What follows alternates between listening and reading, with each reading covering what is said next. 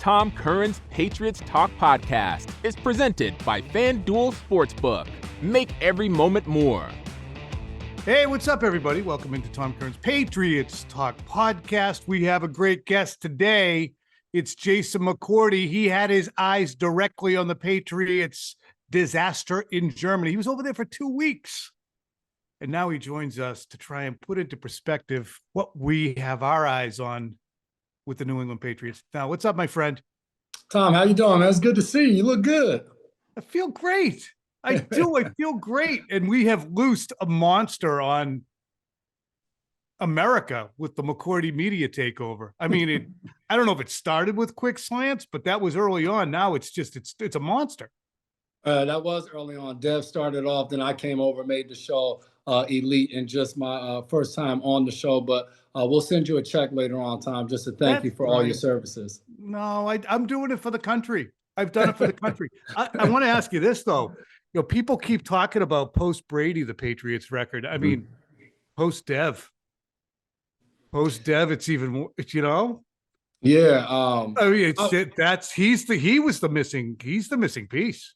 I'm not going to put him in that same boat as Tom, but I will say my 3 years I got to spend inside that locker room, there was nobody more important from a leadership standpoint, structure standpoint in that locker room than Devin McCourty and Matthew Slater. Those two guys were unbelievable as far as leadership, people listening to them, just directing the flow of how the team and the locker room was. But I always say I was on teams and other organizations where we weren't winning and we had good leadership. It's not just about the guy, whether it's a Tom Brady or Julian Edelman, Slate, Dev on down the line, Chung and everybody. It's about the total makeup of the team and the personnel and the people that are involved in it. You can have great leaders, but if nobody wants to follow them, it doesn't matter. So I think it goes beyond just individual leadership from within the franchise. But obviously, when you have guys like that who've been leading out in front for so long, when you lose those guys, it is a huge gap within the locker room. And everything is so intertwined. You can have 53 Eagle Scouts in there, but if all of them are 70 pounds overweight and can't tie their shoes, you're not going to be a good team. So you have to have leaders, and you have to have talent, and you have to have coaching and development. And I just don't think that that's present now on a couple of levels. The development is not what we would expect.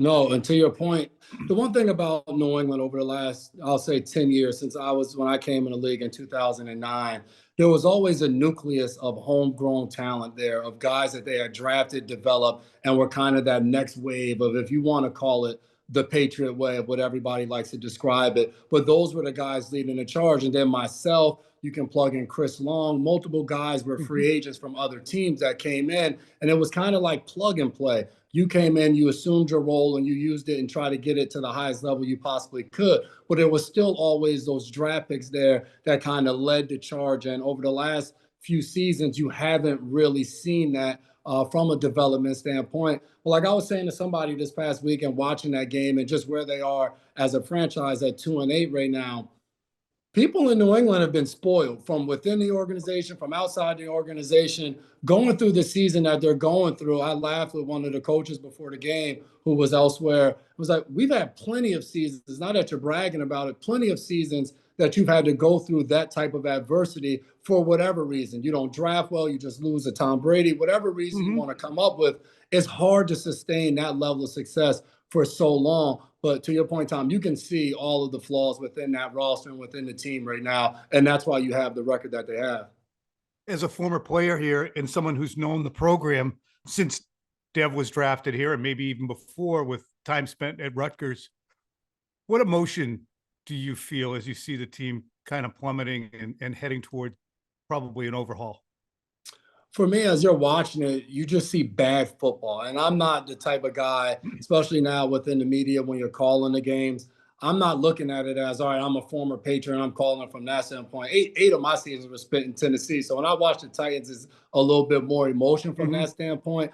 But overall, when you watch the game as a player who played for 13 years, and I would say pride myself on understanding the game and trying to be a smart player on the field, when you watch them and you see the breakdowns in the Washington games, penalties on special teams, something that's not typical of them. When you watch the way that game ended on Sunday, where you go from for one, Bailey Zappi comes in the game for the last possession of the game after Mac Jones had played every single snap prior to it. And I think Bailey Zappi hadn't thrown a pass since the New Orleans Saints game when they took Mac out once the game was out of hand.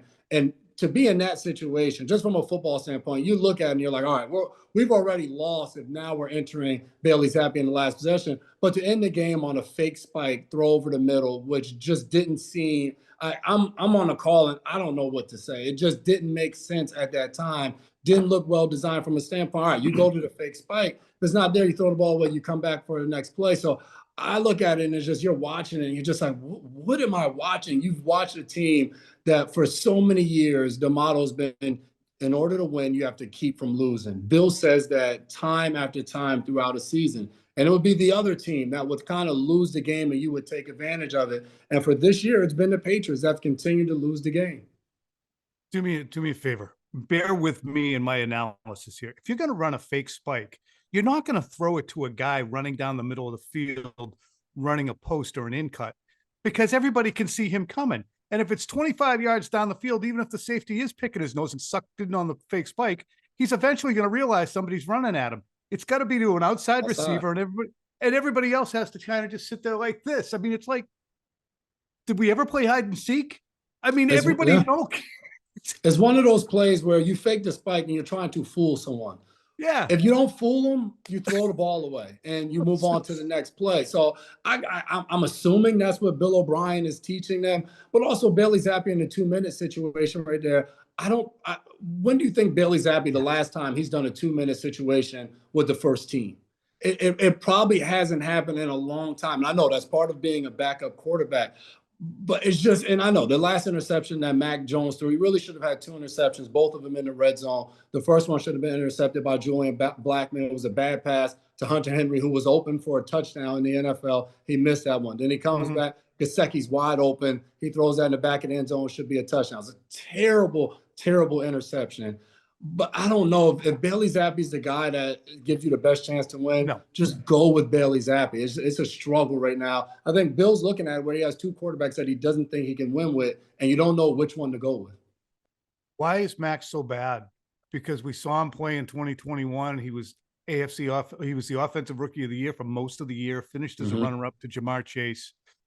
Last year, July of 2022, Bill talked about, dramatic improvement, started from a really high point after his 2021 season, had a great season.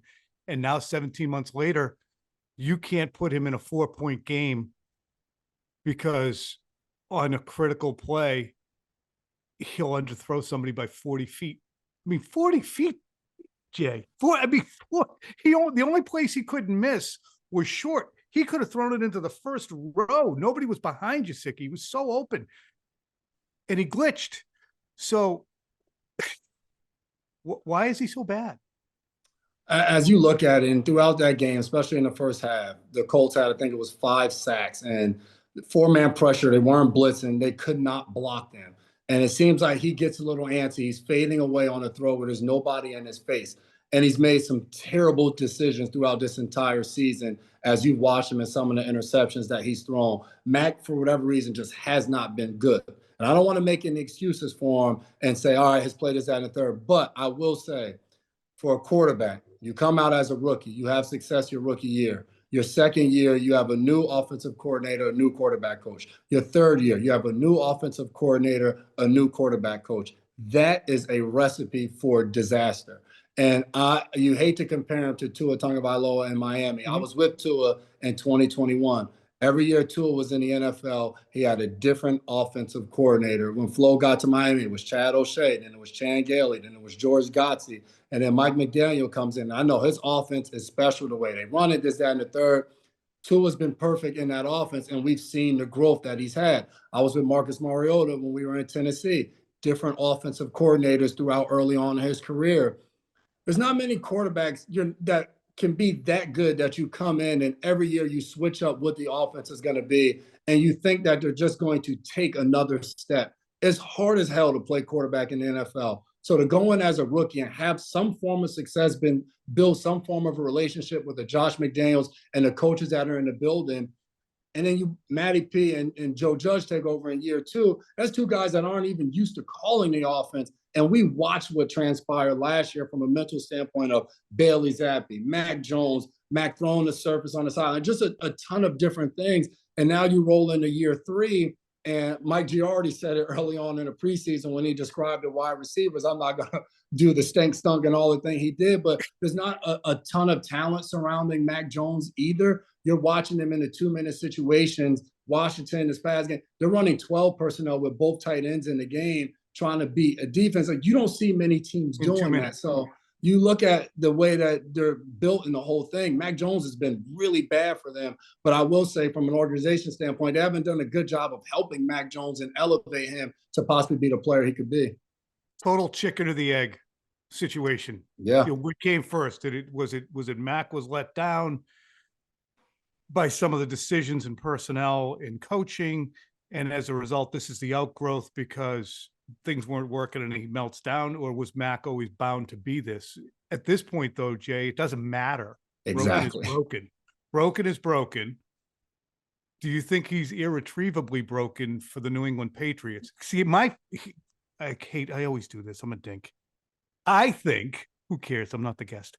I think that they're going to end up moving on from him. He's going to go somewhere, and he's going to be either a high-level backup or a starter, and he'll find success somewhere. His career is not going to be over. But I do think that the waters are too muddied, too bloodied for him to have success here. Yeah, and I think even beyond just Mac Jones is, what does the franchise look like moving forward? There's so many rumors of Bill not being there next year. So when you talk about Mac moving on, is Bill still the coach there? Bill isn't the coach there. Is O'Brien? So there's so many variables that are still up in the air. And to the point of where they are at this point in the season, if it continues the way it's going, they're going to have a top pick in the NFL draft. So to your point, I would assume his days are numbered, because if you get a top pick and there's a quarterback that you fall in love with, that you think now is a franchise quarterback, and you can build any excuse for Mac as you want, as I just said, with the offense coordinators. If you don't think he's a franchise quarterback and there's one available, you go get him. It doesn't matter what he's done. So I do think with the way they're trending, I don't think they're going to reel off a bunch of wins in the back half of this season. So I think they're going to have a top 5 pick. And I do think with that, you go get a quarterback. Unless you say these guys aren't going to be franchise guys, you go get a quarterback, you build around him, and you say, all right, let's restart our clock. And now this is our next quarterback that we think we can build with. Can Mac be in the building to hold a clipboard or be a bridge quarterback for that guy? Or is that sometimes a recipe for disaster? I think he can be. I think the thing is with the NFL, man, you don't know where your opportunities are until you're out there on the street. So I think for Mac, your best opportunity may be, I'm still a starting quarterback, or I'm competing to be a starting quarterback, because you can say, you know what, I'll just go elsewhere. But if there isn't a vacancy where you fit elsewhere, where that team wants you, do you want to just go somewhere where you're just behind a bona fide starter and you just now are a backup quarterback? So I just don't think it works that easy. We just watched New England release Jack Jones. We have to wait and see where he ends up. There's no guarantee that you're released in the next team because they might have liked you during the draft. They're just swooping to pick you up because you don't know what their roster looks like. So I think for Mac Jones, you may say, like, I don't want to be here and be that quarterback, this, that, and the third. But if that's your best opportunity, you have to remove emotions from it and say, you know what, I'm going to get this dude. I'm going to compete with whoever they bring in, and I'm going to try to make it hard as hell for them to sit me on the bench. Because if I go out there and I continue to play, then they're going to have to hold him back and let me go. Or I create trade value for myself, and I can possibly give myself a new building to walk into from my positive play, opposed to just walking in of just like, well, he's struggling, we'll just bring him in here because there's nothing to lose on our end. Right. I mean, no one's going to bring him in and introduce him to their fan base and say, well, we got Mac Jones, he's going to compete to be the starter. And people, why would he do that? Yeah. So I agree with you. I think emotionally right now, New England Patriots fans are like, I've seen enough of Mac. I would be surprised if he starts coming out of the bye week, but I would not release that asset. I think that he will, in his final year of his rookie contract, perform well in training camp, work hard. If Bill is gone, then maybe there's kind of a new broom sweeps clean, a different vibe around it. Bill O'Brien, I would imagine, is probably going to be back. He didn't come in here to be one and done. And Mayo will be back. Now, would Mayo or Bill O'Brien look at his season and say, we know he can throw, we know he's smart, but I can't take the leadership? that remains to be seen. And that's why I wonder about the dynamic with a drafted quarterback. But you do have to look at Mac and say, you can't just jettison him and say, okay, Drake May, you're our quarterback, and we just brought back Brian Hoyer, or we just brought back Jarrett Stidham. You kind of got to finish it out a little bit. It's a tough spot, Jay. Yeah, and the thing is, the more talent you have in a room, the better you are. So I do, unless you're saying in the case that free agency hits and there's a veteran quarterback that you say we would love to have this guy in our locker room. Look at Case Keenum in Houston.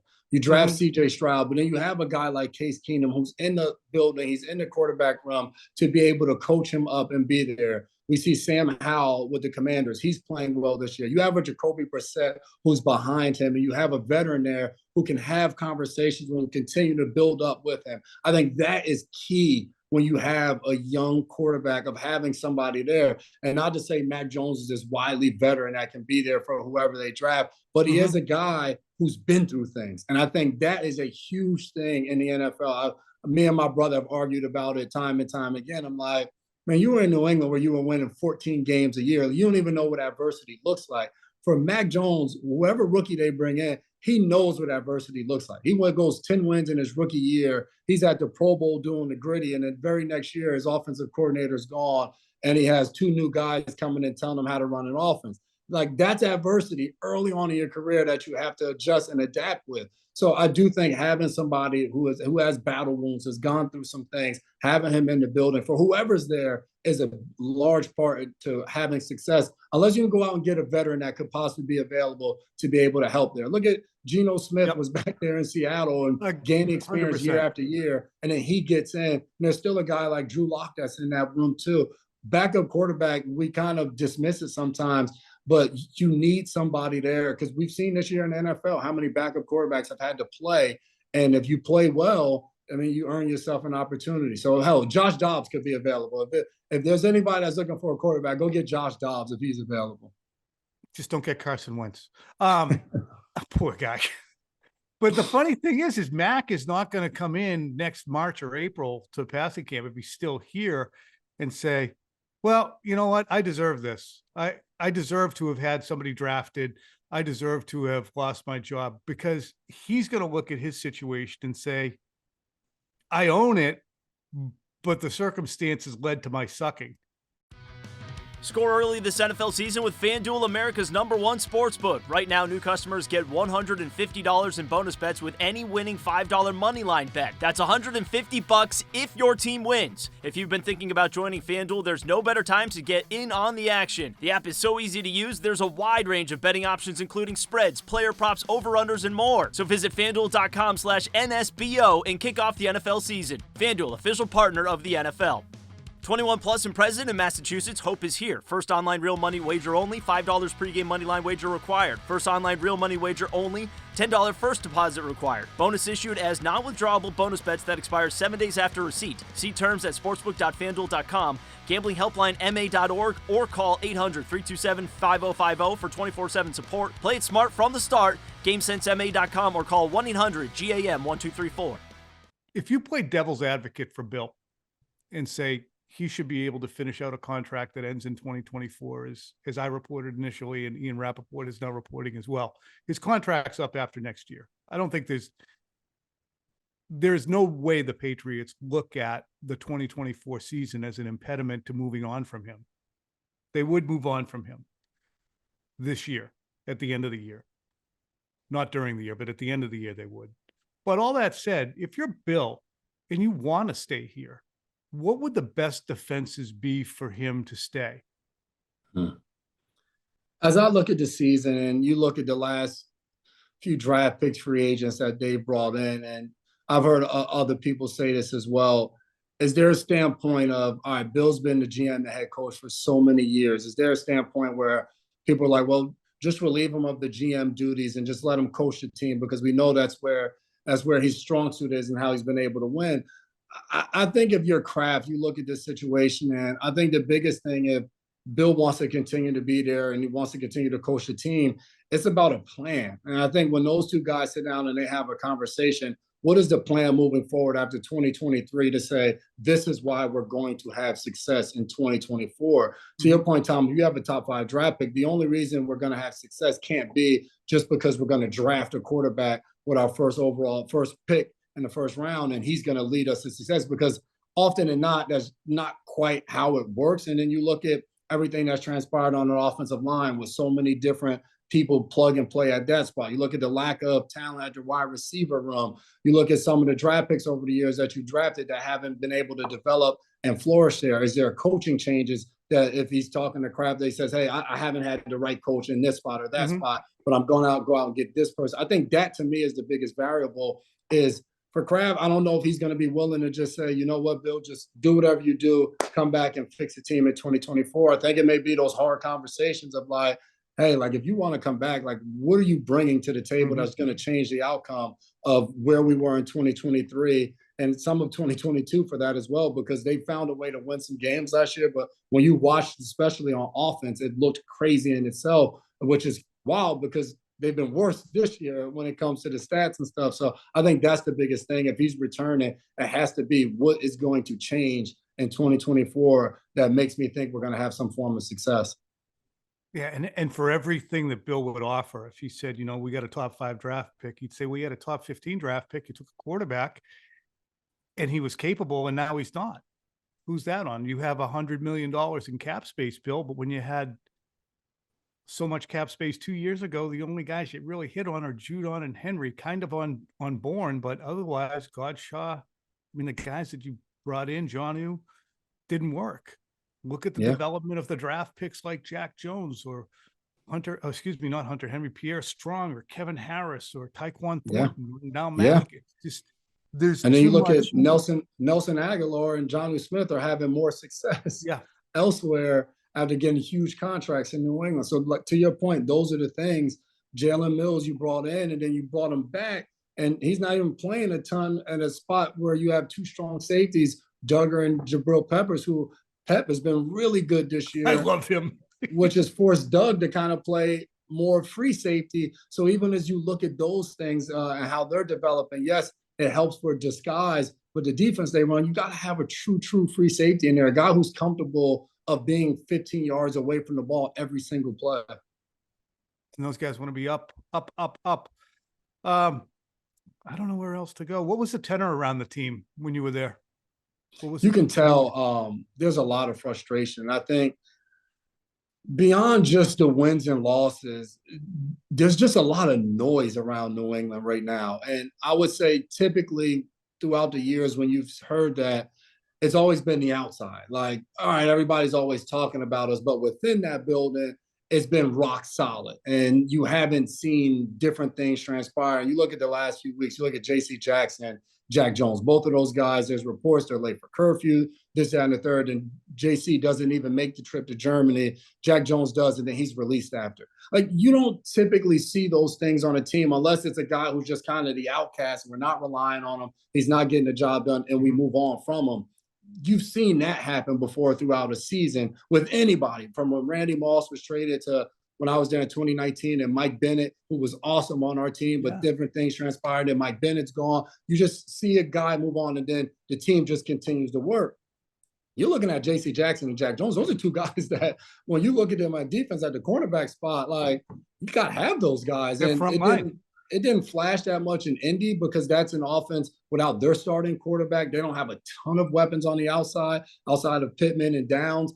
But you're going to need those type of guys, especially with the amount of man-to-man New England runs. So I would say right now with the team, not only do you have things that are going on within the locker room that have been huge distractions, I think on top of that, you're not used to losing. And I hate to say it, but I don't want to say you learn how to lose, but you learn a lot about yourself when you are losing. And when you're going through adversity, a lot of guys within that building, not only players, from staff, from coaching staff to management to a lot of people have not experienced in the last 20 years, you really start to see how people are. And I think as you look at them as a team and you see some of the things that are happening, everybody's not handling that well. And when you haven't faced that, you're trying to find your way through it without blaming other people. But as I look at them, it looks like a team that's getting worse, and Yep. you don't see any improvement, and you can't imagine to see it moving forward. It's funny, you lower expectations because you need to, because the players that you're relying on are undependable. Say for instance, when you had the Hightower, Chung, Gilmore, Jonathan Jones group, somebody wants to act out, they're probably not a frontline player anyway, because all those guys are such program high character guys. See ya, buddy. We're all set with you. But now you have to accept a guy walking out of practice as Jack Jones did, or getting arrested at Logan Airport, or having to be suspended at the end of last year. And you just keep saying, well, maybe we can get to him. Maybe it can work. And we've seen it since elementary school. Yeah. The teacher who has a pain in the ass kid in the class, they're mean to him at first. That doesn't work. Then they try and give him slack, and you have to have him in class, and he becomes a disruption to everybody. You played on bad teams, Jay. You had bad quarterbacks. You had bad quarterback play. My last question is, with this season lost, can the Patriots put Mac Jones out under center against the New York Giants next week? I don't see how you do. I'm watching that game, and we're in the commercial break. I'm talking to our producer. I'm like, Bailey Zappe's warming up. Do you guys see it? We got to show that. Bailey Zappe's warming up. He's like, we already got it. Because, and as bad as that interception was, when you bench a guy like that in a game that, for all intents and purposes, I was with Kraft the day before the game. He really wanted to win that game in Germany. He said this has been a decade of trying to get a game in Germany for the New England Patriots. Sebastian Vollmer was in the house, a draft pick, a second round, who's won Super Bowls, who's from Germany. And at the point, we got to win this game. We got to find a way to win. And in the biggest moment, you take Mac Jones out, and he's just sitting there on the bench, and he goes up to Bailey Zappe right before and says, go win this thing. I don't see how you keep going back and forth. After last year, I felt like in that moment when you took him out, that was it. Like, we tried. He keeps making this boneheaded mistake. We got to go somewhere else. So whether it's Bailey Zappe or whether it's we got Will Grier here, let's prep him, let's get him going, let's see what Will Grier can do. I don't see how you go back to Mac Jones unless there's an injury or something else happened. To me, when you moved on from him in the fourth quarter, in the last drive of the game, and you said, go win the game, and you gave it to Bailey Zappe, who, like I said, hadn't thrown a pass since the New Orleans Saints game, that was your way of saying, like, that's it. Like, we're at our wits' end. We've told you time and time again, you haven't made the correction. We got to move on. I just can't watch it anymore. That's the last straw. It felt like that was the move. And I think that a lot of us watch the team constantly and follow it, realize that when that ball landed in Blackman's hands, that's it. He can't go back out there. There's no more defending. I mean, there's no more explaining it away when you throw it 25 feet short with the game on the line. He had to come back for the ball. Blackman had to come back for the ball. It was so underthrown. I thought he was on. When I first watched, I'm like, he had to be under pressure, had to get tipped. I don't know. And I'm not in the mind of Mac Jones. It just seems like there's so much going on there. I don't know. That play was just bad. That's a route that New England has run for so long. I can remember Philip Dorsett scoring a touchdown on that same over route with Julian Edelman on the backside, running that short return route to suck the safety up and suck the corner up, and you hit him on the over route time and time again. That play is wrecked. So to throw it that short, it was just insane because it's a deep. I don't know. There's no explanation for it. He had the wrong club. That's what I thought. I don't know. You don't play a lot of golf, maybe yet. No, do you? But I know what you mean. Yeah, he thought he had the 6 and he had the 9, and he hit the 9. He said, "Why didn't it go any?" Oh, I hit the 9. I thought I had my 6. Well, I will tell you this.